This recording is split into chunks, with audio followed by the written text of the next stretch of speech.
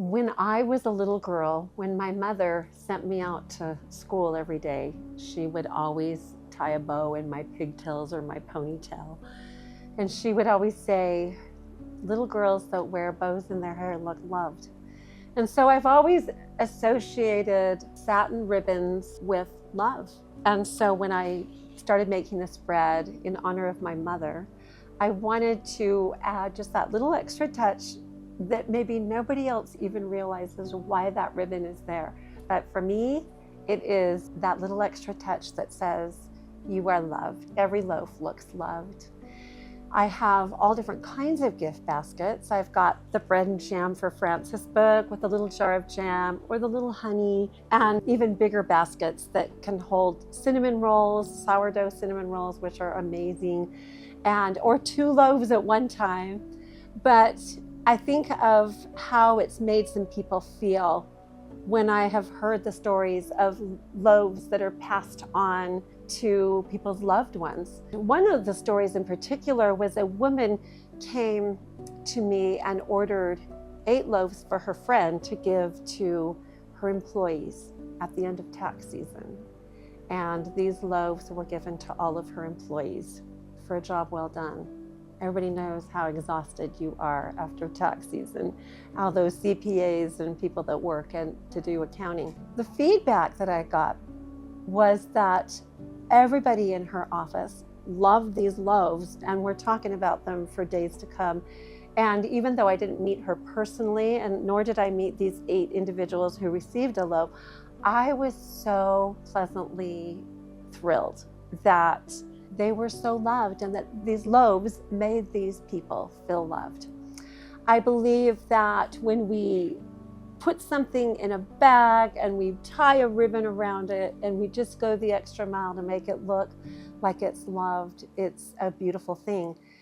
One day I had some workers come over to the house and they were going to be working downstairs, but they had to keep going through. There was about 6 of them and I was making bread and the bread was coming out of the oven and I had an order for 10 loaves. And as they kept coming through, they would just go, this smells so good in here. It just smells like home.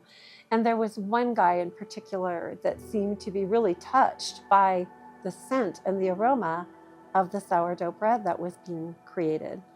And I kept thinking, well, I have this order for 10 and I don't really have any left over to cut any open, but every time they passed through, they would comment, they'd look at me and smile. And I just thought, I cannot keep this bread from them. So I finally just started slicing a loaf and warming up some butter and some honey. And they came through and I offered them paper plates with red and white checkered napkins and gave everybody a slice of bread. And they were so happy. They were so grateful. And one guy in particular, he wanted another piece. And so I gave him another piece. The loaf was almost gone. And as I walked over to him to hand it to him, I noticed that there were tears in his eyes. And he said, this just reminds me of home. And I happen to know that this individual had some life struggles. I didn't know what they were. And that for whatever the reason, the scent, the aroma, the taste, and the gift of a slice of bread meant so much to him. So I took another loaf off the counter and gift wrapped it and took it up to him and said, I want you to have this loaf. I want you to know how loved you are. And I want you to remember your mother, because this is called Mom's Shepherd's Bread. And it's for every mother who loves their child.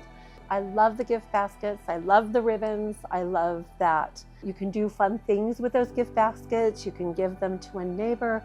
I had somebody come and pick up a loaf and give it to a husband whose wife had passed away the morning before. And she said, I just know that he's not going to be thinking about what he should be eating and that he should be making meals for himself. Baskets of comfort, gift bags of birthdays or anniversaries or just holidays, Christmas, shepherd's bread for Christmas dinner.